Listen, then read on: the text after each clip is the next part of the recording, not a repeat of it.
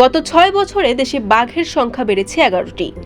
বাঘের একমাত্র আশ্রয়স্থল সুন্দরবনে জরিপ চালিয়ে এই সংখ্যা পেয়েছে বন বিভাগ। এর মধ্যে খুলনায় বাঘের সংখ্যা সবচেয়ে বেশি বেড়েছে, তবে সাতক্ষীরায়ও তা কমেছে।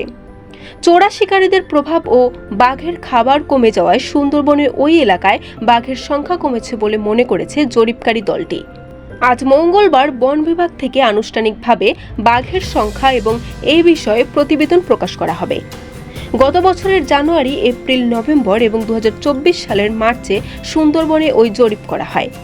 ক্যামেরায় ওঠা মোট ৩১,৪৮২টি ছবির মধ্যে বাঘের ছবি ছিল ৭,২৯৭টি। ক্যামেরা ছাড়াও সুন্দরবনের ১,৩০৬ কিলোমিটার খালপাড়ে সরজমিন জরিপ করা হয়। এসব খালে পায়ের ছাপ গুণে বাঘের সংখ্যা ও ঘনত্ব পরিমাপ করা হয়। জরিপে প্রতি ১০০ বর্গ কিলোমিটার এলাকায় ২.৬২টি বাঘের অস্তিত্ব পাওয়া যায়। ক্যামেরায় মোট ৮৪টি বাঘের ছবি পাওয়া গেছে। বাকি ৪১টি বাঘ খাল জরিপের মাধ্যমে পাওয়া গেছে। বরিশাল.নিউজ।